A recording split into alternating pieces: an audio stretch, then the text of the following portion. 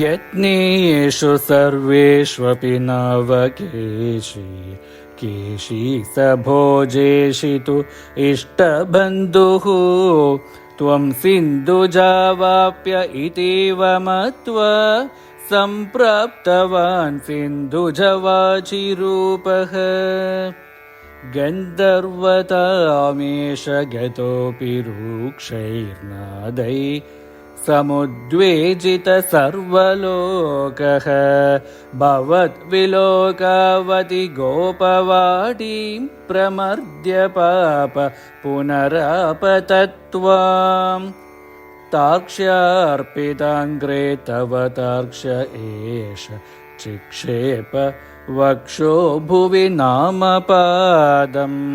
भृगोपधाघातकथां निशम्य स्वेनापि शक्यं तदितीव मोहात् प्रवञ्चयन्नस्य खुराञ्जलं द्राक् अमुं च चिक्षेपितदूरदूरं सम्मूर्छितोऽपि ह्यतिमूर्छितेन क्रोधोष्मणा खादितुमद्रुतस्त्वाम् त्वं वाहदण्डे कृतदीशवाहदण्डं न्यधास्तस्य मुखे तदानीं तद्वृद्धिरुद्ध श्वसनो गदासु सप्तीभवन् अपि अयमैक्यमागात्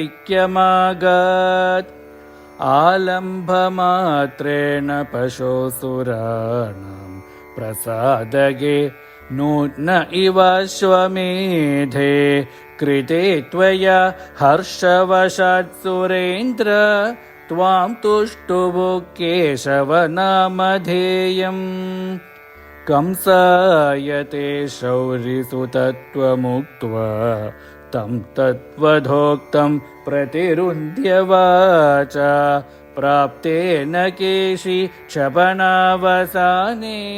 श्रीनारदेन त्वमभिष्टुतोऽभू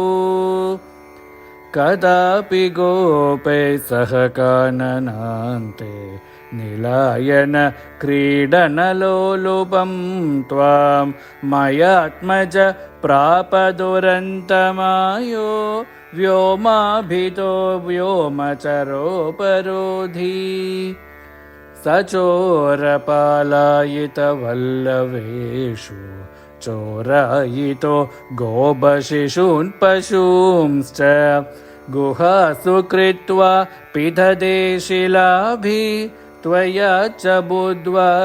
परिमर्दितोऽभूत् एवं विदैश्चाल्बुधकेलिभेदैः आनन्दमूर्च्छाम् अतुलां व्रजस्य पदे पदे नूतनयन् असीमां परात्मरूपिन् पवनेशपायाः. श्री गुरुवायूरप्प शरणम्.